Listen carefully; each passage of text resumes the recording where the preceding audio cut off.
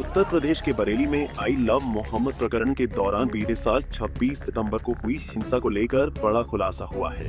अब इस नए खुलासे से जेल में बंद मौलाना तौकीर रजा और उसके साथ साथियों की मुश्किलें बढ़ने वाली हैं। चलिए हम आपको बताते हैं कि आखिर क्या नया खुलासा हुआ है और इसके साथ ही अब कैसे मौलाना तौकीर रजा पूरी तरह से फंस गया है। दरअसल बताया जा रहा है कि हिंसा के दौरान पुलिस पर हुए पेट्रोल बम और तेजाब बोतल से हुए हमले की एफएसएल की रिपोर्ट आ गई है। एफएसएल रिपोर्ट में शीशा, पेट्रोल और तेजाब की पुष्टि हुई है। इतना ही नहीं, पुलिस टीम पर पेट्रोल बम और तेजाब से हुए हमले की पुष्टि हो गई है। बता दें कि साल 2025 में 26 सितंबर को हुए बलवा में 1 दर्जन से ज्यादा पुलिसकर्मी घायल हुए थे। इस दौरान उपद्रवियों ने पुलिस पर पथराव, पेट्रोल बम और एसिड अटैक भी किया था।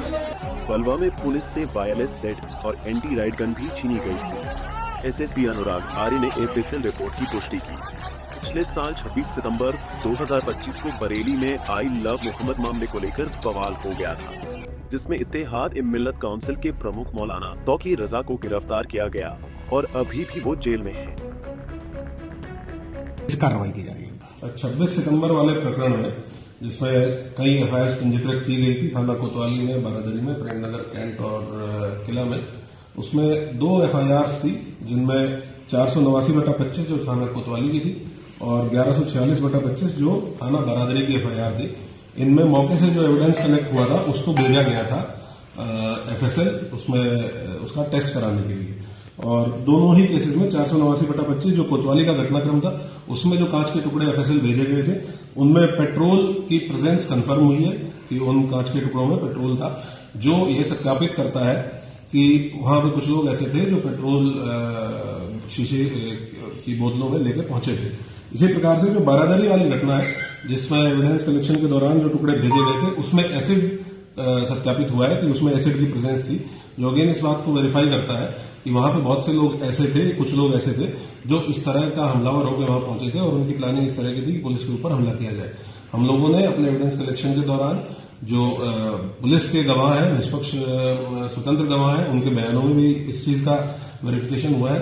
साथ साथ में जो चार्जशीट हम लोगों ने कोर्ट में फाइल की है उसमें भी इस बात का सत्यापन हुआ है, वेरिफिकेशन हुआ है कि इस तरह का हमला पुलिस के ऊपर प्लान किया गया था। और बता दें कि श्यामगंज में हुए बवाल की बोतलों को जब लैब भेजा गया तो उसमें एसिड पाया गया था।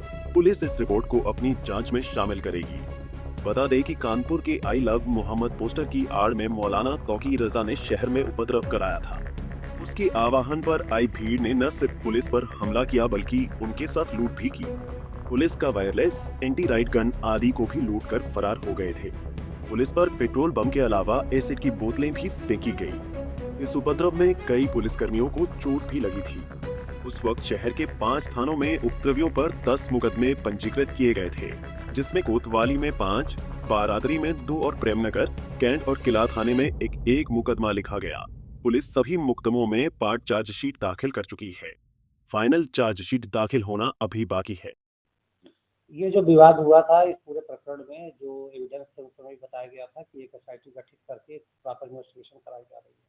इसमें जो सैंपल लैब में गए हुए थे, मौके से जो सील किए गए थे, उसमें जो बोतल के टुकड़े थे कांच के, वो सारी चीजें गई थी। उसमें अभी लैब की रिपोर्ट आई है, जिसमें 2 मामलों की रिपोर्ट अभी जो आई है। एक कोतवाली मामले में उसमें पेट्रोल आदि की चीजें मिली हैं, जो कि उसकी रिपोर्ट में लैब की प्रेषित हुई है, प्राप्त हुई है। दूसरा एक मामला जो है ये श्यामतगंज के पास का है, थाना बारादरी का। इसमें एक नया तथ्य का खुलासा हुआ है जिसमें कि एसिड की आवश्यकता है। उस आधार पर इन्वेस्टिगेशन किया गया। पुलिस ने इस मामले में मौलाना तौकीर रजा समेत 92 लोगों को जेल भेजा था। तौकीर अभी भी फतेहगढ़ की जेल में बंद है। कुछ आरोपियों को जमानत मिल चुकी है। जांच को और भी पुष्ट करने के लिए पुलिस ने मौके से बरामद कांच के टुकड़ों को फॉरेंसिक लैब भेजा। श्यामगंज में पुलिस पर फेंकी गई बोतलों में एसिड की पुष्टि हुई है। पंजाब केसरी टीवी के लिए बरेली से मोहम्मद जावेद खान की रिपोर्ट।